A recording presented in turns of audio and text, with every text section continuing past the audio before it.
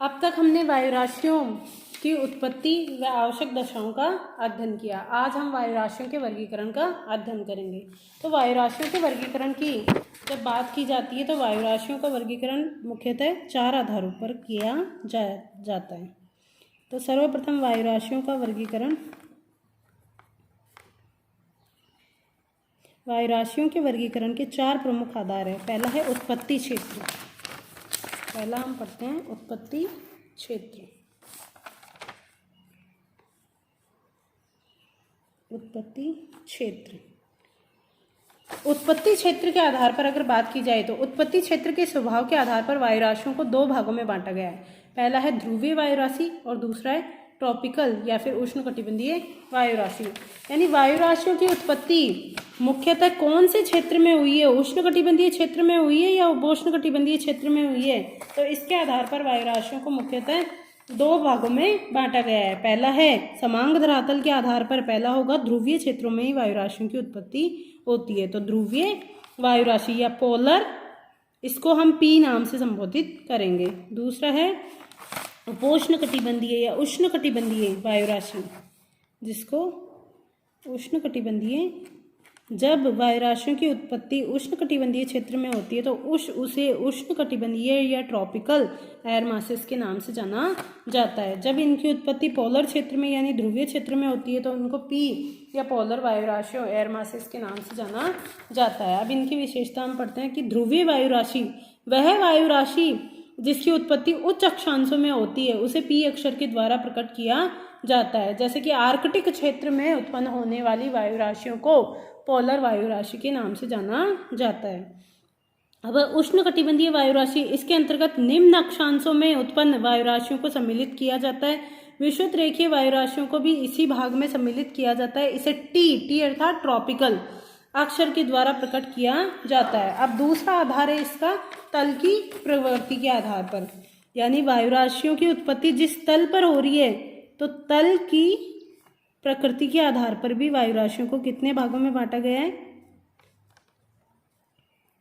2 भागों में। अगर वायुराशियों की उत्पत्ति महासागरीय क्षेत्र में हो रही है, महासागरीय क्षेत्र में हो रही है तो उसको मेरिडियन, ठीक है, देखो महासागरीय क्षेत्र में हो रही है तो उसको मेरिडियन या एम अक्षर के द्वारा संबोधित किया जाएगा।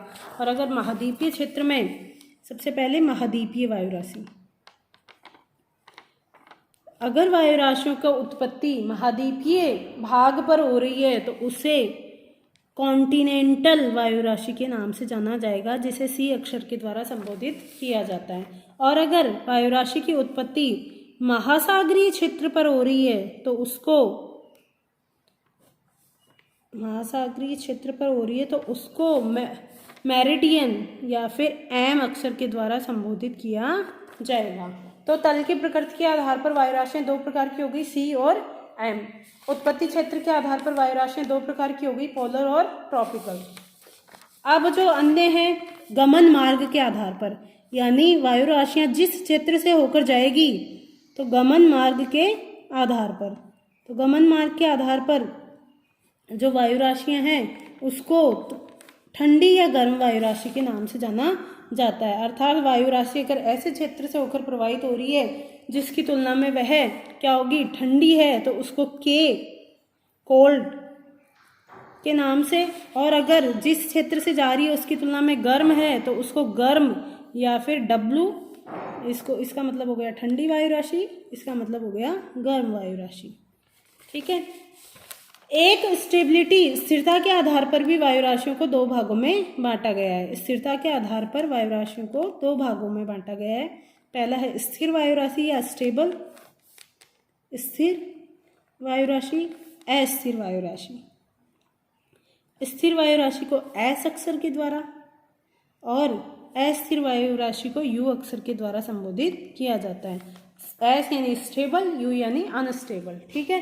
तो इस प्रकार से अगर वायुराशि के मोटे मोटे प्रकार देखें तो कितने प्रकार की हो गई? 8 प्रकार की हो गई। 8 प्रकार की में उत्पत्ति क्षेत्र के आधार पर पोलर व ट्रॉपिकल, तल की प्रकृति के आधार पर कॉन्टिनेंटल या मेरिडियन, गमन मार्ग के आधार पर कोल्ड या फिर वार्म, और स्थिरता के आधार पर स्टेबल या अनस्टेबल। तो इनका हम अध्ययन करते हैं, इसको अपन इसका वर्गीकरण भी करेंगे। तो अब है वायु राशि की तल की प्रकृति के आधार पर इसे दो भागों में बांटा गया है, कॉन्टिनेंटल एयर मास। इस प्रकार की वायु राशियों की उत्पत्ति महाद्वीपों पर होती है, जिसके कारण इनमें आर्द्रता, क्योंकि महाद्वीपों पर उत्पत्ति हो रही है तो यहाँ पर क्या होगा, आर्द्रता का अभाव होगा। परंतु जब यह वायु राशि महासागरों के ऊपर से होकर गुजरेगी तो इनमें क्या हो जाएगी, आर्द्रता मिल जाएगी, जिसके कारण महासागरीय वायु राशि के लक्षण उत्पन्न हो जाएंगे। इसे सी अक्षर के द्वारा प्रदर्शित कॉन्टिनेंट के आधार पर प्रकट किया जाता है। दूसरा है महासागरीय वायु राशि, मैरीटाइम एयर मासेस। महासागरों के ऊपर उत्पन्न होने के कारण इस वायु राशि में शुरू से ही आर्द्रता की मात्रा अधिक होती है, अतः वर्षा की दृष्टि से महासागरीय वायु राशि का महत्व अपेक्षाकृत अधिक होता है। इसे एम अक्षर के द्वारा प्रकट किया जाता है। इस प्रकार उत्पत्ति क्षेत्र व प्रकृति के आधार पर वायु राशियों के चार प्रकार हो गए। देखो, उत्पत्ति क्षेत्र और प्रकृति के आधार पर, तल की प्रकृति के आधार पर, तो उत्पत्ति क्षेत्र के आधार पर सी यानी कॉन्टिनेंटल वायु राशि। कॉन्टिनेंटल वायु राशि को जब क्षेत्र के स्वभाव के आधार पर बांटेंगे तो कॉन्टिनेंटल वायु राशि दो प्रकार की हो गई, सीपी और सीटी। और महासागरीय वायु राशि को जब उत्पत्ति क्षेत्र के स्वभाव के आधार पर बांटेंगे तो ये दो प्रकार की हो जाएगी, एमपी और एमटी। इसका मतलब सीपी अर्थात continental polar air masses, MP यानी मैरीटाइम पोलर एयर मासेस, सीटी यानी कॉन्टिनेंटल टी अर्थात क्या हो गया, ट्रॉपिकल उष्णकटिबंधीय वायु राशि, एम यानी मैरीटाइम ट्रॉपिकल एयर मासेस। उत्पत्ति के पश्चात वायु राशियां अन्य दिशाओं की ओर गतिशील होती है। तो गतिशील होने के कारण वायु राशियों के गमन मार्ग के आधार पर इन्हें पुनः दो भागों में बांटा गया है। ठंडी वायु राशि, यदि वायु राशि का तापमान जिस क्षेत्र से वह जा रही है उसकी तुलना में कम है तो उसे ठंडी वायु राशि कहा जाता है। इसे के अक्षर के द्वारा संबोधित किया जाता है। यदि वायु राशि का तापमान जिस क्षेत्र से वह प्रवाहित हो रही है उसकी तुलना में अधिक है तो उसे गर्म वायु राशि के नाम से जाना जाता है। वायु राशियों को स्थिर व अस्थिर प्रकारों में भी रखा गया है। स्थिर वायु राशि वह वायु राशि जिसमें वायु ऊपर से नीचे की ओर बैठती है। देखो, ऊपर से नीचे की ओर बैठती है तो क्या हो गया, वायु का अवतलन हो गया। तो वह वायु राशि जिसमें वायु का अवतलन होता है वो स्थिर वायु राशि होती है। और वह वायु राशि जिसमें वायु का क्या होता है, वायु नीचे से ऊपर की ओर उठती है तो उसको अनस्टेबल या फिर अस्थिर वायु राशि के नाम से जाना जाता है। अब अगर अपन वायु राशियों का वर्गीकरण करें तो सबसे पहले इस प्रकार से करेंगे।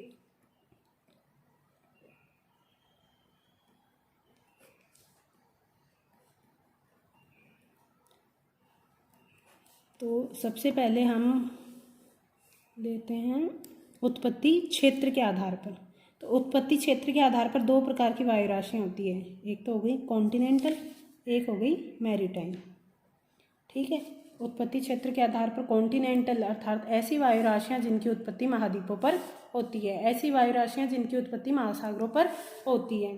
फिर अगर बात की जाए तो क्षेत्र के, उत्पत्ति क्षेत्र के बाद उत्पत्ति क्षेत्र के स्वभाव के आधार पर बात की जाए तो ये जो कॉन्टिनेंटल वायु राशि होगी ये दो प्रकार की होगी। अगर इसकी उत्पत्ति ध्रुवीय क्षेत्रों में हो रही है तो इसे CP के नाम से जाना जाएगा। ठीक है, कॉन्टिनेंटल पोलर एयर मासेस। और अगर इसकी उत्पत्ति कहाँ पे हो रही है, ट्रॉपिकल क्षेत्रों में हो रही है तो इसे CT के नाम से जाना जाएगा, यानी कॉन्टिनेंटल ट्रॉपिकल एयर मासेस।